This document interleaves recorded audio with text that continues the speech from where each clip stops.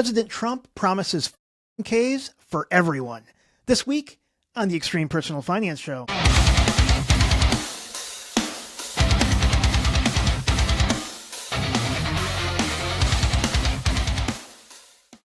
All right, so President Trump announced a plan to provide a government-backed retirement account modeled after the Federal Thrift Savings Plan, or TSP, to workers without an employer-sponsored option. The plan would include a federal matching contribution of up to $1,000 per year. So get this. So Tuesday, a couple weeks ago on the 24th, President Trump was delivering the State of the Union address, the longest address in history, at 1 hour and 47 minutes.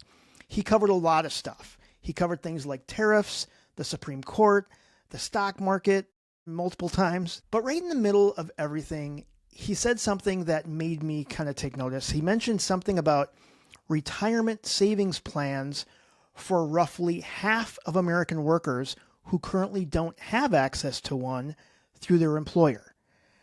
And I was like, what? Really? So over half of American workers today still don't have access to a retirement plan with employer matching, right? With employer matching contributions. And this is something that I want to make sure we talk about, because when I was working throughout my career, I always had access to an employer-sponsored retirement plan, right? That account, they had matching contributions. And I forget that there's a lot of people out there that don't have that. And I want to make sure that we address that, because I forget, right? I absolutely understand I'm taking that for granted. So there are a lot of, there's part-time workers, gig workers, service industry workers that don't have access to this type of plan. So I want to make sure that we do cover this, because, again, I just forget about it. And so when we talk about half of American workers don't have access to that, that's huge. That's like a whole systemic failure. And it was important enough to make it into that union address. So I want to break down what was talked about, what we know so far, and what it means for all of us, and what we don't know, which, there's a lot we don't know as well. And first, let's actually look at the quote specifically, directly from the speech. So what he said, and I quote, "Half of all American workers still have no access to a retirement plan with matching contributions from their employer.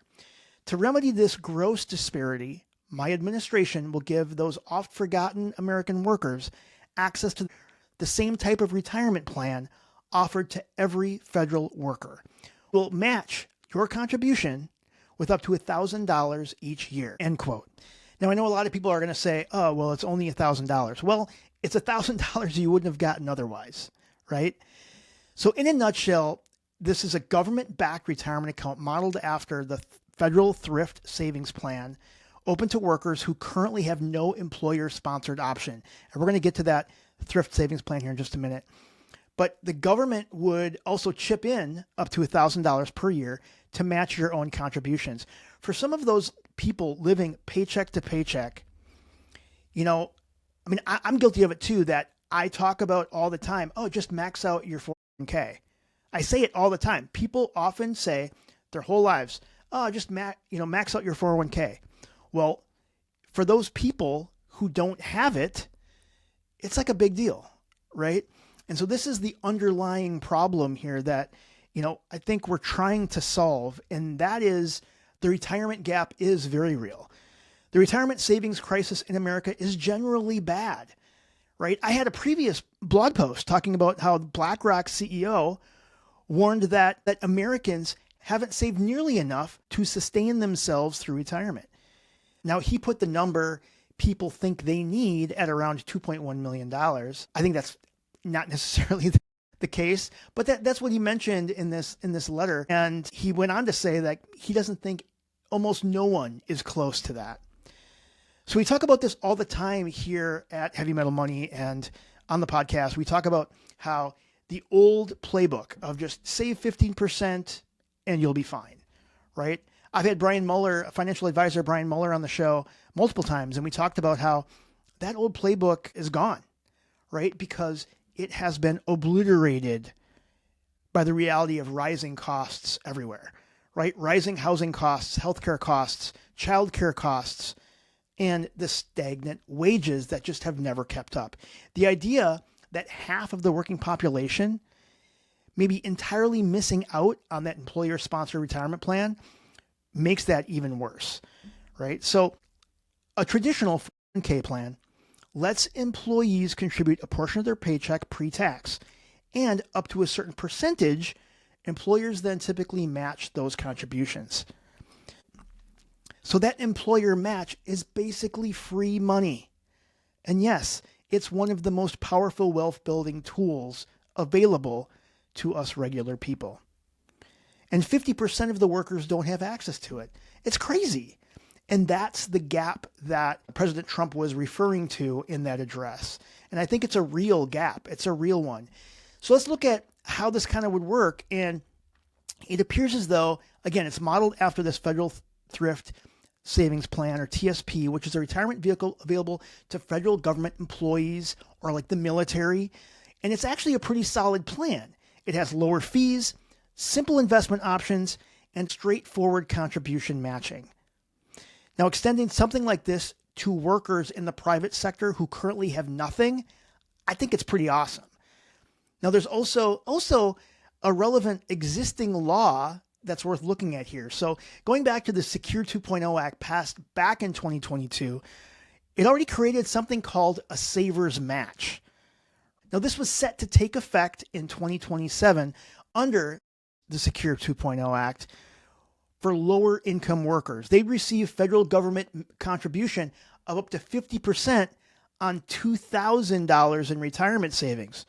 Well, what's that work out to? It works out to a maximum of $1,000, right? Now, the income cutoff for that match is roughly around $20,000 for single, or $41,000 if you're married, and then it phases out for those earning more than that. So this, you can see that the recent announcement lines up pretty closely with what's already going to happen under this existing law. So whether this version of the plan builds on what's existing there in the Secure 2.0 framework, or if it replaces it, or is something else entirely, is still kind of up in the air. We really don't know.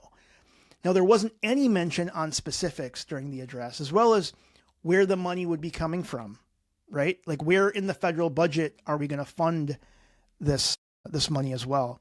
And that kind of matters, right? Now, I want this to work. I really, really do.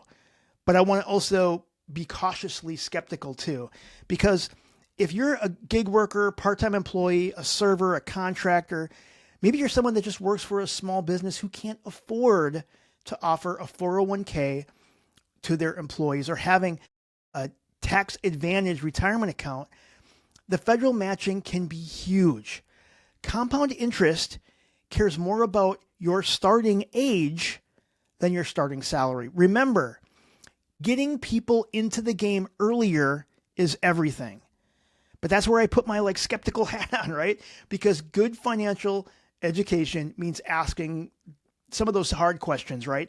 Like, first, the details basically are non-existent right now, right? There's no specifics on income limits beyond what has already been talked about in the Secure 2.0 Act, right? There's no clarity on how the program gets funded. There's really no timeline beyond just next year. These type of announcements typically have a long history of generating hype and applause, but we got to look at actually generating legislation to make these things happen. And second, we already know there's a version of this coming, right? Because we just talked about the existing law, the Savers Match, is scheduled for 2027. So if this announcement is largely just a rebranding or relaunching of what Congress already passed, that's fine. But I think us as voters, we need to know that as well. And again, if we remember going all the way back to Trump's first term, we actually saw the cancellation of the MyRA or MyRA program, which was a similar starter retirement account introduced under President Obama, which drew only about 30,000 participants before being shut down in 2017 over cost concerns. So a new version of this type of program would need some structure behind it, right? Some improvements and real commitment so that it doesn't avoid the similar thing, right? Just gets shut down. And so what it means for you right now, well, as we leave here today, if you currently have a 401k through your employer, nothing changes, right? Nothing changes in the immediate term. Keep contributing, especially if your employer has a match, right? The match is closest thing you'll get to free money that exists in personal finance. And I really do think you should try to capture as much of that as you possibly can. If you don't have access to an employer plan, you have options right now, regardless of what happens with any new legislation, right? We have traditional or Roth IRAs. These let you contribute. I think in 2025, it was like $7,000. And then if you're over 50, we have catch-up contributions. We also have that savers match in 2027 that we already talked about that provides those tax benefits for lower income earners who contribute to retirement accounts. So please understand, we don't have to wait for government announcement to start building your future. So the bottom line here, I really do think that retirement savings gap in this country is real, and it has been somewhat ignored. And I think the idea of giving workers without employer plans access to some sort of tax advantaged account with federal matching, it kind of accelerates that program and funds it properly, then this may reach those people who really need it most. I think it would generally be good news for tons of Americans out there who have been left out of this wealth building equation. Now, is this the only thing that you should have? Probably not, right? But it is a start. It is getting you started. And as always, don't just wait for Washington to build your financial future, right? Learn the rules, use the tools that already exist, and start now. The best time to plant a tree was 20 years ago, right? The second best time is today. So again, thank you so much for joining us today. I really do appreciate it. Please like and subscribe where you get your podcasts and on YouTube. And we'll see you next time on the Extreme Personal Finance Show. See ya.